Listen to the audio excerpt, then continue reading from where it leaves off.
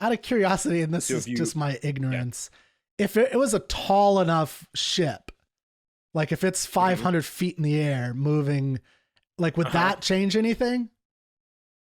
No. Okay, I didn't And think now so, it but might change something because the wind, the so wind, the yeah. ship would be moving with respect to the air, and so basically You'd there's a have different force of the currents, air.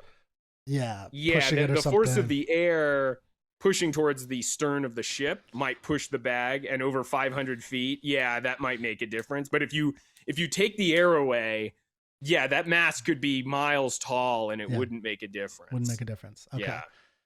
And I like the way she did it, or the way the movie depicted that, in the sense that she stood where she thought, like logic would say it would land. And then she was Mm-hmm. disproven. She's like, this is where it will land. And then she's happy about being disproven. Right. Which is an Yeah, interesting perspective on how they do it, and something we can talk about, because that is cool. there's a strain of what seems like in the movie a kind of skepticism at the nature of it. But this is something I think they get wrong about science. Like she has this great line where it's like, that's fundamentally what's going on. She has this line at the end. She says to Synesius, he calls her a Christian, and we're going to talk about the Christian, pagan, and Roman Empire elements and the Jewish elements in the movie, and all these different pluralistic worlds colliding in this one area, Alexandria, Egypt, while this woman's trying to discover this heliocentric model. But she says to Synesius, a bishop who was one of her students, You are as Christian as we are. Synesius, you don't question what you believe. You cannot. I must. I thought it was a good moment. I liked it, but I think it's an interesting perspective that the movie has, that skepticism, that the ability to question is the fundamental thing, rather than what I think it would be is more like reasoning from observations, and, actually having a basis for knowledge, that you have to have a Right. basis of knowledge is possible, and you can attain knowledge through a certain particular method. It's now, she's correct in a political sense that you need to have the ability to question. That is without a doubt. You need to have that ability, and that's true. I just thought it was an interesting framework that they had. They made it basically about about the ability to be skeptical, or the ability to question. Maybe skepticism is not the right word, but I didn't take the emphasis that way. I thought it was more that, questioning your prior judgments is a key part of science. There's other places where she says, "What if we dared to look at the world just as it is? Let us shed for a moment every preconceived idea." but that She's talking is about that is looking at the world without Sorry. preconceived ideas. Yeah. So in my view, if I I agree. took that as not an advocacy of skepticism, but just of objectivity. We have to look. It's not that we can't learn from looking at the world. There's none of that. We can. Yeah. So it's not really skepticism. She says you got to shed your preconceptions and just look at the world the way it is, and we have Yeah. to dare to do it. Right? It's not easy to shed your preconceptions. Okay. And I agree. she does Yeah. achieve that. Yeah. No, and And- like I said, I thought and- they did a pretty good job with all that. Yeah. I think it was really good, and it goes deeper than that, because I think skepticism, or rather pragmatism, ends up being impugned. I mean, at least I tend to group pragmatism and skepticism together somewhat, and pragmatism at least ends up being impugned later in the movie, which I'm really Sure. Yeah. excited to get to. We'll talk about that. But why don't you finish your story? Yeah. So to finish the story of the science, she knows now that it's possible that the Earth is moving, but but there's another problem with observations. There's another apparent clash between this hypothesis and observations, which is that the sun and planets are getting brighter and dimmer over the course of the year.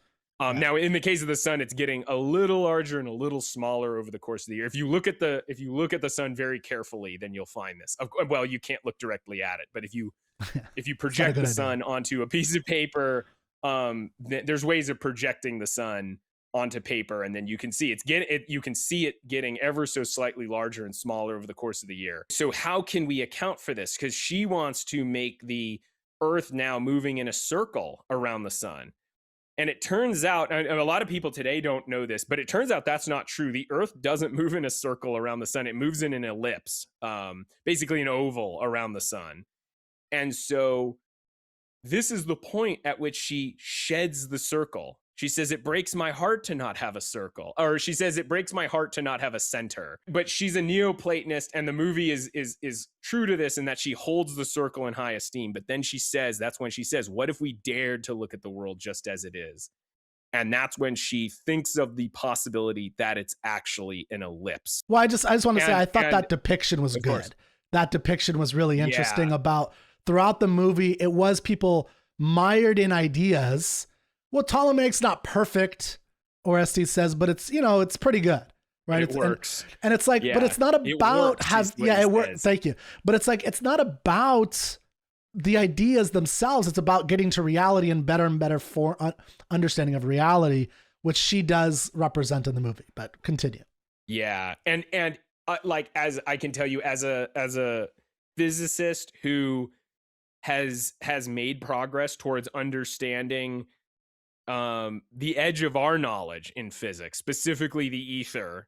The ether is a concept that helps us understand light and quantum waves and things that we're wrestling with in the modern day.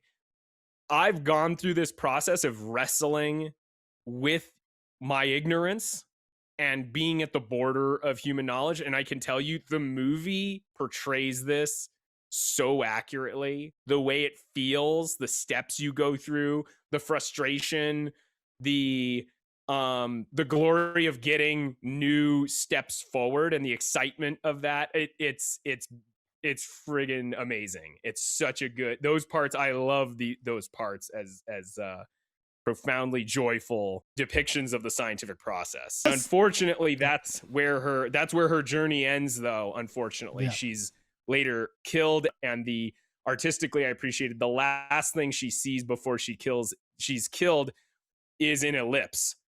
She a thing that kind of looks like an ellipse. I thought it was a circle. Well, she's looking through a circular hole in the top of the temple, but she's looking at it slanted ways, so it kind of because the light comes in. Yeah. So before we move on from the science, I'd like you to explain the last experiment she does, which I thought was great. And it was very interesting. I didn't it makes sense. I never thought about that experiment, but what was the experiment? What does it prove? And you mean the geometric demo with the ellipse? Yeah. With the sand, with the two suns, right? So she basically puts two suns, which, it's like a little confusing to someone at first, but there's a geometric mathematical reason she's doing this. So it's worth noting, Hypatia could have figured this out. Again, she probably didn't, but she actually had all the pieces necessary. Everything she went through, she could have done, because the Greeks were aware of the ellipse as a geometric construction. The way you construct a circle is by putting down a marker and then moving a rope around that stationary anchored point. And of course, that draws out a bunch of points that are equidistant from a center, and that's a circle.